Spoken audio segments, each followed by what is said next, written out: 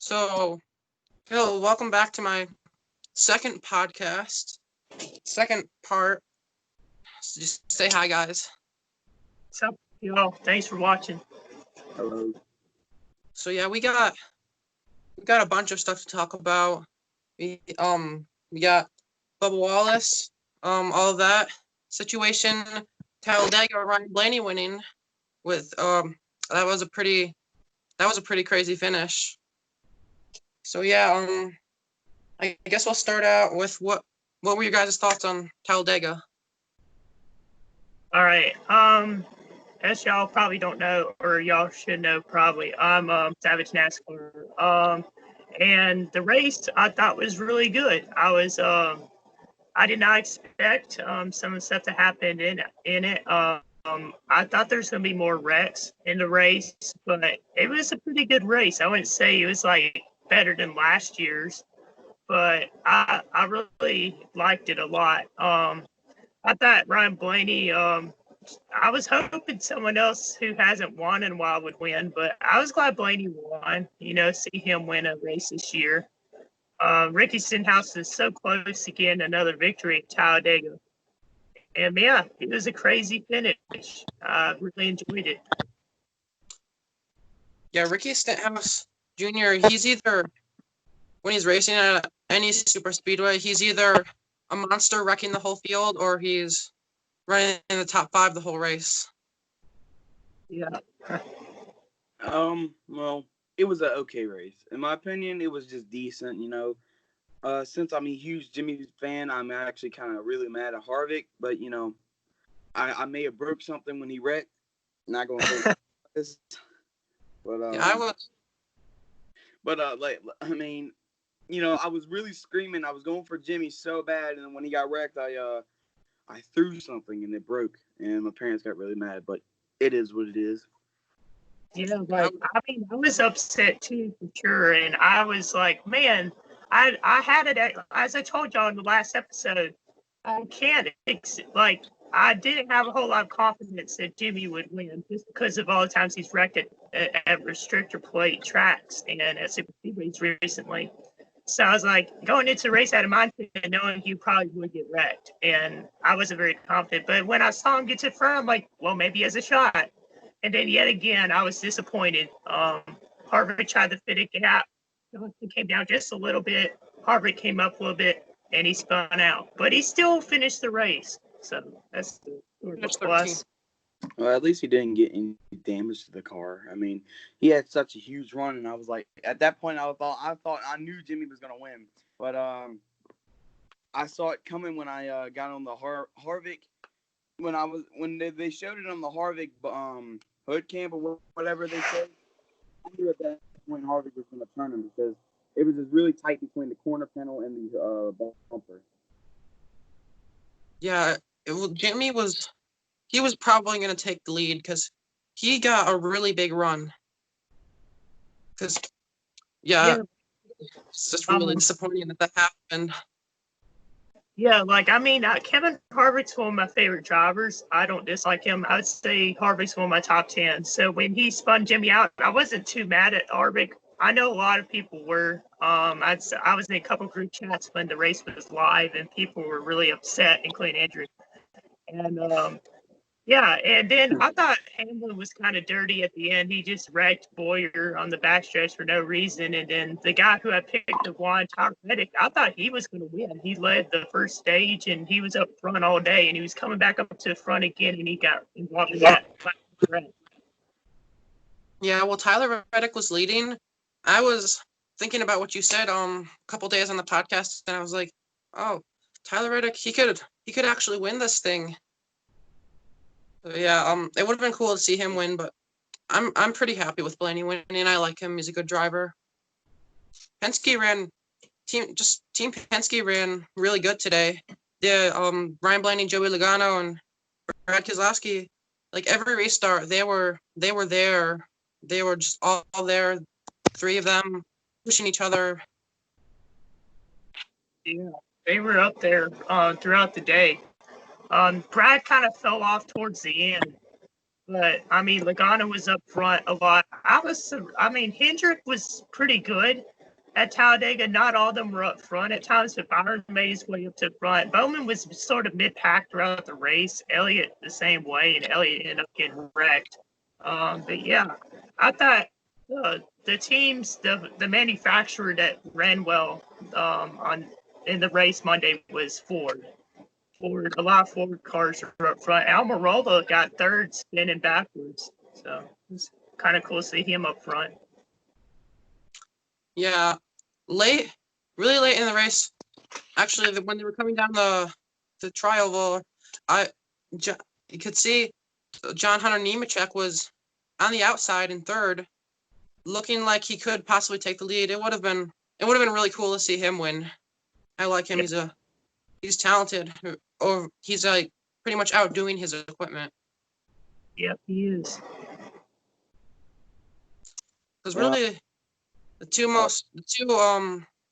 biggest rookies these years were Tyler Reddick and John Hunter Nemechek, and they both had some moments this race. Yeah, I think the rookies are doing pretty good this season. One just mainly Tyler Reddick, but I didn't really get to see the replay. I want to go back to like when Hamlin wrecked Boyer. I think you said. I didn't see that. Like I didn't know because I just like raged out of the TV stuff like that.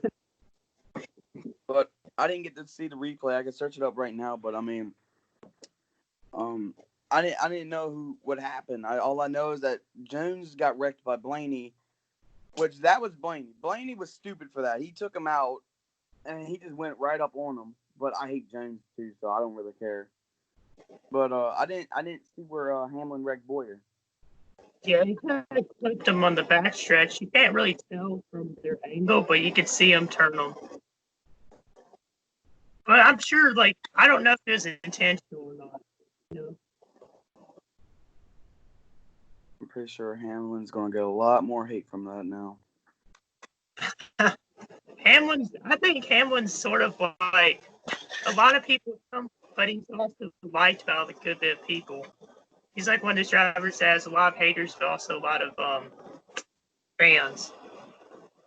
Yeah, I don't really like Hamlin that much, but I do respect his personality. He has a pretty good personality, pretty funny. But I kind of like him. I just really have mixed emotions on him. I don't really like when he wins either. Well, I mean, I've been a fan of him since I never really hated him. I say probably. I don't really know, but been a okay fan of Hamlin for a long time. But I mean, I can see where people hate him and some people don't hate him. He's wrecked a lot of people in the past, which honestly kind of wasn't his fault. But it is what it is. Yeah, and like the big news of I guess that overshadowed the race, which I don't think it should have, but it was going to be overshadowed anyway. Was the whole Bubba Wallace situation that everyone thought it was the news, and it turned out to be something to use for the garages. So, what's y'all's thoughts on that? I can share mine after y'all. I see Yeah, that. when I saw that picture, you could obviously tell that it's clearly a little rope that they used to pull down a garage door. So I don't get how somebody could mix that up for a noose. They just walk in, and so I don't know. It's just. So what do you think? Oh God, it's out of the camera shot. Oh, yeah, I'm looking at it right now. They didn't show it. Mm-hmm. Oh, I'm talking about the Braves. Sorry. So, what do you think? The Bubba Wallace thing. Oh, me? Personally, I think it was rigged. I think he was just saying that just for the attention and everything. But it just could have been an accident. You never know because I mean it's been sitting there for over a year, and I mean the FBI just found it right after the race. So I mean, I think it was I think it was rigged. I think he purposely said it was a noose because he just wants the attention and he wants to make himself the face of sport. I like how y'all have both sides of the story. Andrew's thinking it was set up, sort of the opposite. So for me, like I could kind of explain my thoughts on it. So Monday or whenever it happened on Sunday, I was upset about it. Everyone in the sports world was upset about it, and everyone went along with what NASCAR said. But I had something in the back of my head tell me it could be fake. It could be something that's over exaggerated because Bubba didn't see it. They didn't show any video or picture evidence. The crews that said he saw it. Come Monday, what it turns out they did after the race was over and the FBI investigated, it turned out it was just a garage thing. I was like, I sort of wasn't surprised, but I was sort of upset because how can they be like, how could a crew member be that stupid and not realize that that was not a news? And like, it's just crazy. And they did all that stuff with the walking the car down the pit road and all that stuff and making it like a huge news story when it turns out it was not that big of a deal. And I even when I did my sports show, filmed that actually on Tuesday before the news broke. When the news broke, because of that, I had to cut all my footage that I made on the story.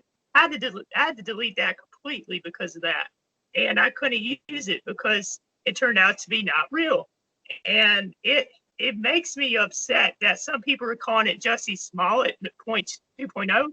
I mean, I could see where they're coming from, but I don't think Bubba had anything to do with it because the drivers aren't allowed to go in the garage area because the new rules that they have with the coronavirus and the NASCAR's boundaries with the drivers 6 feet apart, all that crap. So Bubba had it. I don't think Bubba planned it, and they had security footage of the garage area. I just thought it was unnecessary what happened. Yeah, I think NASCAR should have, when the pit crew member found that rope, they should have waited until after the investigation to release it to the public and make their statement. Because NASCAR did that, they're gonna have to deal with Bubba Wallace is gonna have to deal with all these people hating on him and telling him, like all the people outside of the sport, he's gonna have to deal with these people telling him that, hating on him and sending him bad messages saying that he did all this on purpose to get more, what's the word? I don't remember the word, but you get what I mean. Yeah, like I mean, when I posted what happened, when I thought was I posted an NASCAR statement about the news being found stuff, everyone was going crazy about it. And then like Tuesday, when I posted about it to Facebook about it not being an actual news on Facebook and other social media outlets, people were like, a lot of people on Facebook, like I would go ahead and say this, there's a lot of boomers on Facebook, a lot of toxic people that are saying a whole bunch of stuff, even racist stuff on Facebook in like the comment sections of some of my posts. And they're like, we knew it all along. Bubba could go it was bad. So yeah, like Bubba's probably going through a lot more now because of that. Mm-hmm. Yeah. I like Bubba Wallace. He's a cool guy, but I mean, now he's starting to change the sport a lot more, and it's kind of making me mad, and it's kind of ruining the respect I have for him. Which honestly, I understand. He's like the only African American in the sport, right? So, I understand he's going through rough times and all, but now I think he's at the point to where it's going too far. I also got a lot of family members that don't like him because of his race. That's what happens when you live in the South. But I like him. He's a cool guy. He seems like but I don't know if he's actually making this stuff up because because people out there can do a lot of things to like get themselves attention and starting to people to like him and all that. So I think he did do it on purpose. That's just what I think, though. Good point. Mm-hmm.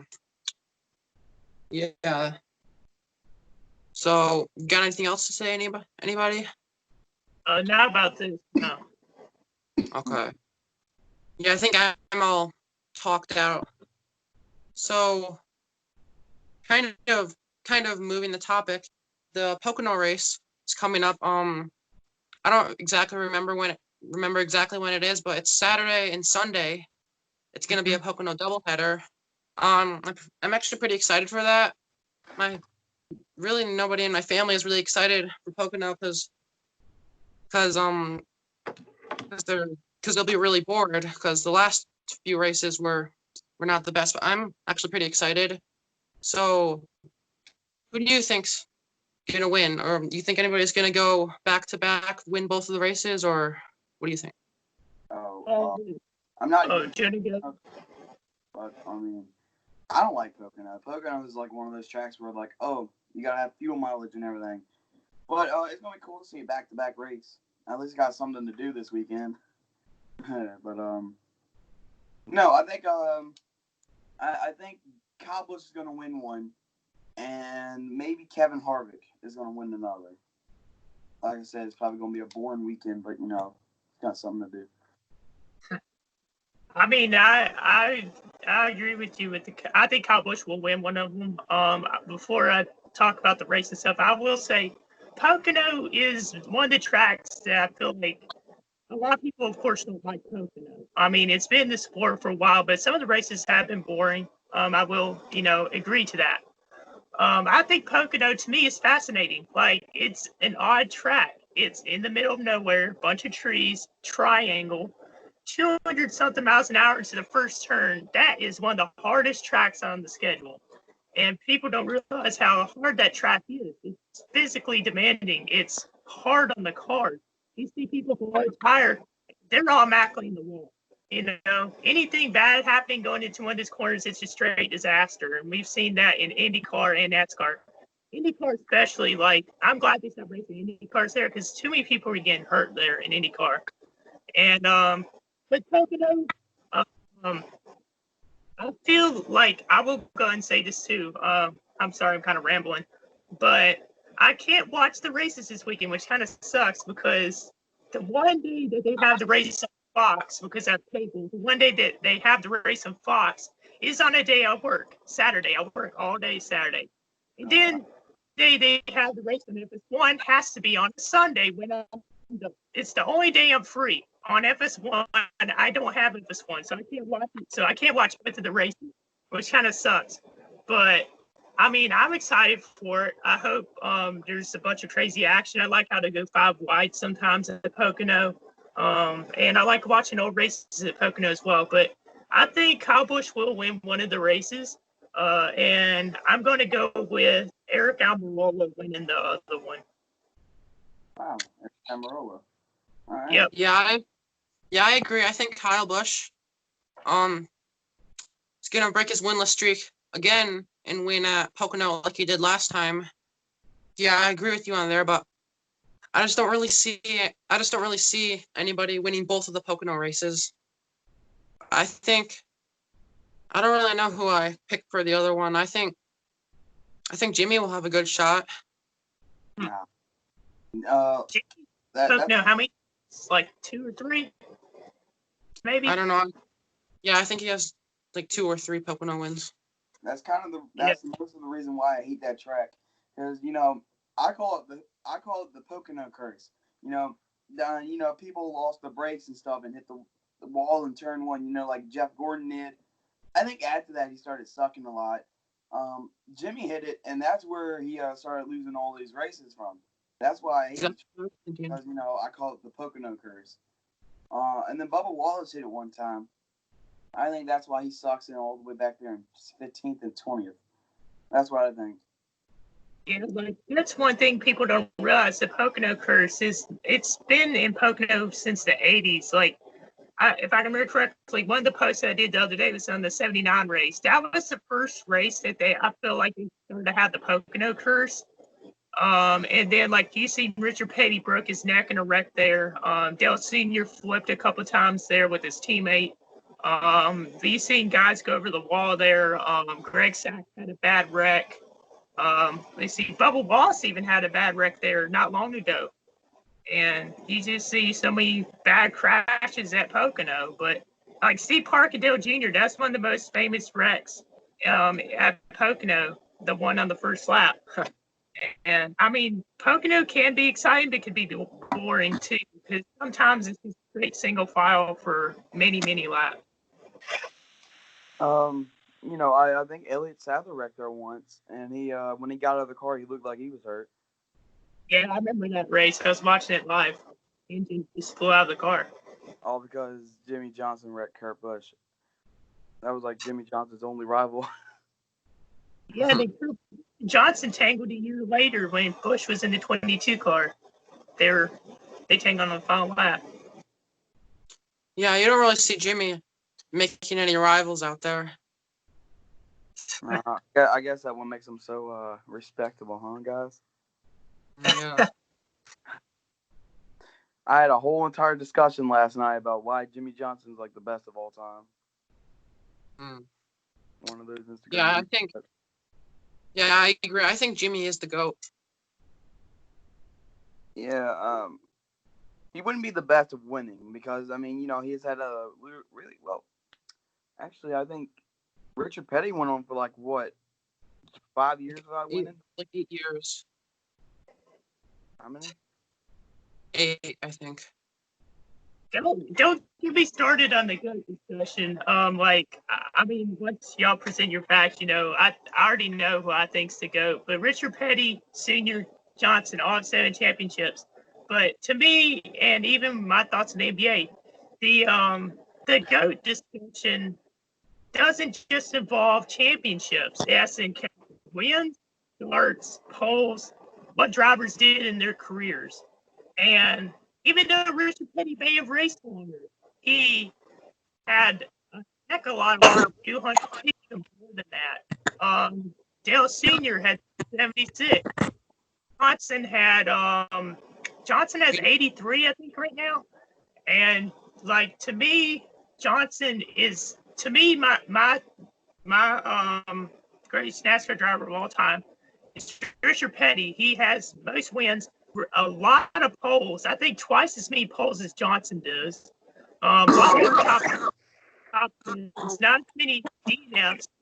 And even though Richard Petty's kind of like Johnson, toward the end of his career, he didn't win a whole lot. Like Richard Petty went 10 years, I think. Before, his last 10 years, he didn't win a race. And Dale Sr., he's definitely a candidate, but Senior, I just don't think is. He didn't win enough. Then there's Pearson. David Pearson, if y'all don't know, there were some seasons he didn't race every race, and he would still dominate. I think in 1972 season, he ran 18 races. He won 11 of 18 races he started that year. And he led almost half of the amount of laps as everyone else did the entire season. It was incredible what Pearson did on the track. He won 102 races. Jeff Gordon, he's third on the all-time list. So I think I'm going to go with Gordon at 3. So it's Richard Petty, Pearson, Gordon. And then probably after that, it's hard to choose between Jimmy and Earnhardt for number 4. Hey, I think Earnhardt, we never really got to, because he died, we never really got to see how he would end out his career. We never really got to see him, go. We never just really got to see him end it out. Yeah. See, I've actually thought about that. I took a whole day thinking about what would Dale Sr. do. I came up with so many predictions because I get bored at times because in school I just sit there and think about a lot. But the same thing. I think the most realistic thing he would have done was stay in the sport to maybe like 2004, 2005, retire with Rusty Wallace or something like that, because I think they said they were all going to retire at the same time or something. And once he was going to retire, he was going to focus on Dale Jr. and probably Michael Waltrip on his team. I'm pretty sure DEI would have been a championship team for a really long time if Senior would have stayed alive. But I feel like Junior may have won a championship too if he stayed with DEI. Maybe if Junior was still there until like 2005. So I think Junior honestly could have won a championship. Definitely could have. And I think Junior would have never been on the 88 car. So yeah, I guess there's a lot of things that'll be different. Oh, and then probably Jimmy Johnson would have died because he had that terrible wreck at Watkins Glen. Yeah, a lot of drivers would have died if Dale didn't. It's pretty sad. Know that, but that's an interesting. That's an interesting thing. But I don't think Jimmy. Another thing I thought, if we're talking about greatest drivers, I know after Jimmy and Senior, I would probably have like Dale Waltrip and Kel Yarbrough next on my list. But a lot of people have been talking about like Tony Stewart being up there too, and Kyle Busch. The thing is with Kyle Busch, if we're talking about like Truck Series, Nationwide, Xfinity, and Cup, all of them combined for the top 10 list, yeah, Kyle Busch makes the list. But with Cup, Kyle Busch hasn't done as much in the Cup Series as Xfinity Truck. So I don't know where to put Kyle on the list. What do y'all think about that? Where Kyle should go? I don't really like him, but he does have he has a hell of a talent. So I'll put him in the top 20. That's like the highest I could put him in. I would put him somewhere in the top 15. I don't think he gets top 10 yet, but maybe someday he could be top 5, top 8. But right now I have him somewhere in the top 15, maybe like 13th or 12th. That's pretty good. And like I think some of the other drivers in my top 10 would be Bobby Allison, and Rusty Wallace, even though like Wallace only won one championship in his career, I think Wallace definitely deserves to be in there. Same thing with Bill Elliott. Bill Elliott was really good as well. So yeah. I didn't know Rusty Wallace won a championship. I honestly didn't know that. In 1989. Yeah, sometimes it kind of feels like he doesn't have a championship because it feels like he should have gotten it in the number 2, but with Penske, because you're always talking about how Brad got the first championship, so sometimes it just doesn't really feel like he has one. That's kind of true. And Rusty is like one of those, like, doesn't he have like 40 something wins or something like that? I think like, I don't know. I think the like the late 40s, somewhere in the 50s. I think Harvick has 50 or 51, and then Keselowski has 43 or 42, maybe. I don't know. I don't know how many Keselowski has, to be honest. Brad has 32. What about Mark Martin? Mark Martin, I put him in the top 10. Mark Martin's one of those drivers that, like, he's been in the league for since the 80s and went on to go to 2011 without a championship. Now, I know he doesn't have as much wins as like Kyle Busch or any of them, but I mean, Mark Martin he was really old and still winning. So I mean, he's really good. Yeah. Mark had he had at least 4 seasons he was second place in the standings, and it's unfortunate he never got to win championship. I was really hoping he would in his career. But I think Mark Martin's the top 15 at the highest. I want to put him in the top 10 though. Yeah, Mark Martin, when he was racing, he was more. I think the reason that he didn't win any championships was because he was a really nice driver. Like, he wouldn't go out and wreck someone if they wrecked him, because back in the day there was a lot of there was a lot of like mean drivers who would just take you out. Yep. It's kind of sad that you got It's kind of sad that you got to see Jimmy Johnson retire, but you got to see. Didn't Dale die when he was in his 50s? Like, 49. I He think, died when he was 49. I think drivers nowadays are actually retiring a lot earlier than drivers back then, because drivers would retire in their 50s and 60s and all that. Yeah. Yeah. I think it's Yeah, because Mark Martin. I don't want to say he was old, but he was definitely older when he retired. It was like back when he was still racing. He would say that he's going to retire, and then the next season he would announce one more season, and then he would retire, and then do one more season, and then it would keep happening. The Brett Favre of NASCAR. yeah, he's like he's an active person on Instagram. Personally, his RVs. That surprises me about an old guy. You know, you don't see him posting on Instagram much. But no, I like.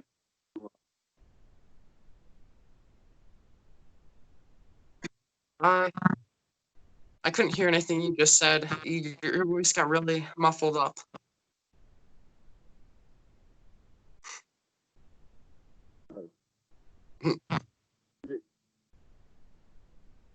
I don't know. It's probably Never mind. probably on my part.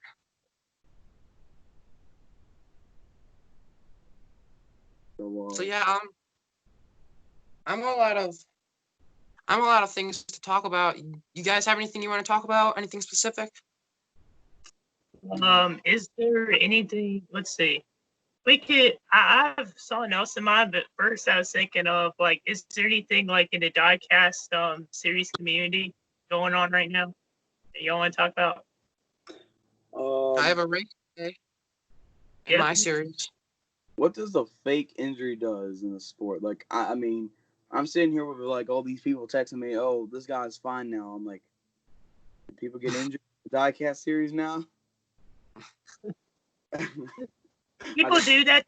Yeah, kind of realistic. Like, I mean, I started doing that in like season 1 of mine, and I mean, I've seen a lot of people do it recently. The thing that makes me like it kind of triggered me was when a lot of people did it after Newman's wreck. Like they did it intentionally after Newman's wreck. Had like a driver get injured in their series.